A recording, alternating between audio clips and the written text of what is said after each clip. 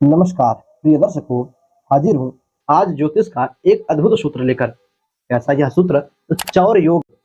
नाम से ही पता चल रहा है, चोर के योग।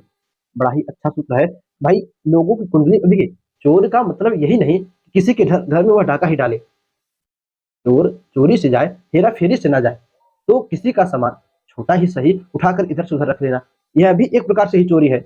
दूसरा, उस मालिक को बिना बताए, चाहे वह 1 रुपए की चीज हो, चाहे 1 लाख रुपए की चीज हो, उसको अपने पास रख लेना या उसको इस्तेमाल करना, यह भी चोरी ही कहलाती है। तो दर्शकों, कुंडली में यह चौर योग कैसे बनता है? 8 प्रकार के सूत्र है। आज की इस वीडियो में हम 4 प्रकार के सूत्रों को लेकर हाजिर हैं। कल या किसी एक दिन पुनः एक वीडियो आएगी जिसमें और भी जो 4 प्रकार के योग बचेंगे उस पर हम बात करेंगे। तो आइए बिना देर के भाई, नहीं तो लंबी समय भी खिंच जाएगा, इस जन्म कुंडली पर हम समझे कि कुंडली में यह चौर योग कैसे बनता है। पहला सूत्र है कि लग्न कोई सा हो, कुंडली में लग्न कोई सा हो, लग्न से नहीं मतलब सिर्फ कुंडली के छठे भाव में, जो कुंडली का ये वाला भाव है, छठा भाव, इस भाव में बलवान मंगल और बुध युति करके एक साथ बैठे, यानी संबंध बनाकर एक साथ यहाँ पर मंगल और बुध, यह दोनों छठे भाव में एक साथ बैठे, किंतु बलवान हो। बलवान का मतलब अंश बल से मजबूत हो। दोनों ग्रह लगभग लगभग 7 अंश के ऊपर, 22-30 अंश के नीचे हो, यानी युवावस्था के हो, तब यह कुंडली में चौर योग बनता है। दर्शकों, ऐसा जातक अपने जीवन काल में, बचपन में चोरी करता होगा, किंतु जीवन काल में भी लोगों के समान इधर से उधर करता रहता है। यह पहला सूत्र था। बात देखिए, यह सूत्र कितना सिद्ध है, आपको लोगों की कुंडली पर देखना है, या लोगों की छोड़िए, अपनी कुंडली पर देखिए और कमेंट कीजिएगा सिर्फ सिद्ध है या गलत है। मैं नहीं कहूंगा कि आप ये लिखो कि मैं ही चोर हूं, सिर्फ ये लिखिए हाँ यह सूत्र सिद्ध है अथवा सूत्र गलत है। कोई बात नहीं भाई, सूत्र है, पता भी चले कितना सिद्ध है, कितना यह परिपक्व है, किंतु ये लिखा है जब तो ऋषि महर्षि ने, कोई ज्योतिष का मर्मज्ञ ही लिखा होगा, बड़ा ही सोच समझ कर। अच्छा, ये क्यों लिखा? मंगल बुद्ध को ही क्यों लिया? मंगल जुगाड़ू है, मंगल खुरापाती है, बुद्ध बुद्धि का मालिक है, वाणी का मालिक है, हर जगह अपनी प्रवृत्ति लगाकर अपना काम करने में महारथी है। चाहे ये किन प्रकार, किसी भी प्रकार से उसका काम बनाना चाहिए, उसके लिए चाहे जो मन सो करना पड़े। इसलिए शायद इन दोनों ग्रह को लिया। जो भी हो, आप कुंडली देखिए, यदि कुछ ऐसी थोड़ी बहुत भी आपके अंदर गुणवत्ता हो तो कमेंट में अवश्य हाँ सूत्र सिद्ध है अथवा सूत्र गलत है लिखिएगा। दर्शकों, बात करें दूसरे सूत्र की। दूसरा जो सूत्र है वह कहता है कि जन्म कुंडली में कर्क राशि में शनि और मकर राशि में मंगल हो।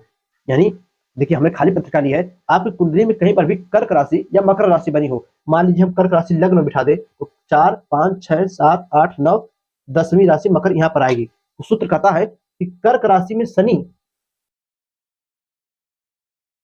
और मकर राशि का मंगल हो, तो मकर राशि यहाँ पर बनी, यहाँ पर मंगल को बिठा दीजिए, तो ऐसा जातक चोर होता है। सूत्र तो यही कहता है कि कर, देखिए भाव नहीं दिया, कोई भाव नहीं दिया कि पहला दूसरा कोई भी भाव हो, आपकी कुंडली में यहाँ पर भी हो सकता है, यहाँ पर भी शनि, यहाँ शनि यहाँ पर भी हो सकते हैं, शनि यहाँ पर भी हो सकते हैं, मंगल यहाँ पर भी हो सकते हैं। मेन राशि है ये जो 4 नंबर और 10 नंबर लिखा है, इन राशियों में 4 में शनि और 10 में मंगल हो, तो ये दूसरा सूत्र है कि ऐसा जातक चोर होता है। इसको बात करें तीसरे सूत्र की, तो तीसरा सूत्र कहता है जन्म कुंडली के तीसरे घर में अथवा 11वें घर में क्रूर ग्रह बैठे हों। क्रूर ग्रह कौन से होते हैं? तो सूर्य अथवा मंगल ग्रह बैठे हों, यहाँ पर चाहे सूर्य चाहे मंगल, और यहाँ पर भी चाहे सूर्य चाहे मंगल बैठे हों, और इनके ऊपर पापक ग्रहों की अथवा नीच ग्रहों की दृष्टि हो।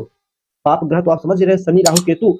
यदि शुभ ग्रह भी अपनी नीच राशि में जाकर बैठ जाए और वे भी अपनी दृष्टि, चाहे सूर्य मंगल यहाँ पर हो, चाहे सूर्य मंगल यहाँ पर हो, इनमें से एक होगा तब भी चलेगा, सूर्य हो या मंगल हो, कोई भी एक हो तब भी चलेगा, युति नहीं चाहिए। चाहे सूर्य यहाँ पर अकेला बैठा हो, चाहे सूर्य यहाँ पर अकेला बैठा हो, चाहे मंगल यहाँ पर अकेला बैठा हो, चाहे मंगल यहाँ पर अकेला बैठा हो, किंतु ऐसे लोगों के ऊपर पापक ग्रहों की अथवा नीच ग्रहों की दृष्टि होनी चाहिए, तब अभी कुंडली में तीसरा सूत्र है कि जातक चोर बनता है। कुंडली देखिए, सूत्र हाँ सिद्ध है या गलत है, कमेंट अवश्य कीजिएगा। बात करें चौथे सूत्र की, चौथा सूत्र भी यही कहता है कि जन्म कुंडली की तीसरे घर में शनि बैठा हो और इस शनि के ऊपर पापक ग्रहों की दृष्टि हो। यहाँ पर क्रूर और नीच ग्रह को नहीं लिया, पापक ग्रह को लिया कि यहाँ पर शनि बैठा हो, इस शनि के ऊपर पापक ग्रहों की दृष्टि हो। तो शनि बैठा है तो बचा सिर्फ राहु पापक ग्रह में अकेला, या चंद्रमा, कभी कभार पापक ग्रह अमावस्या हो तो बन जाता है, नहीं तो चंद्रमा भी जरूरी नहीं है।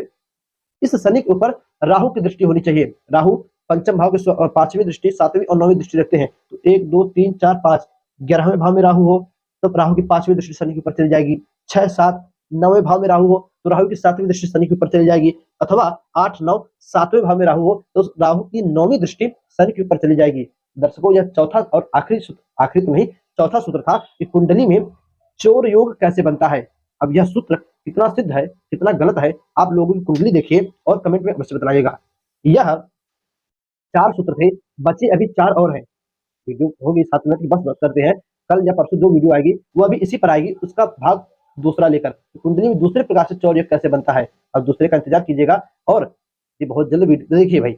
आपके कमेंट के ऊपर छोड़ता हूँ, आप यदि आपने कमेंट किया तो दूसरा भाग बहुत जल्द आ जाएगा, नहीं तो फिर हो सकता है कि 1-2 महीने या 1-2 हफ्ते बाद भी आवे, लेट भी हो सकता है। आप करेंगे कमेंट तुरंत भी आ सकता है। बस आज के लिए इतना ही, इजाजत दीजिए हमें, पुनः मुलाकात होगी आपसे। किंतु इस सूत्र की परिपक्वता अवश्य कीजिएगा, कितना यह सिद्ध सूत्र है कमेंट में अवश्य बताइएगा। इजाजत दीजिए, हमें पुनः आपसे मुलाकात होगी इस नए वीडियो में नए प्रकार के सूत्रों के साथ। तब तक के लिए नमस्कार।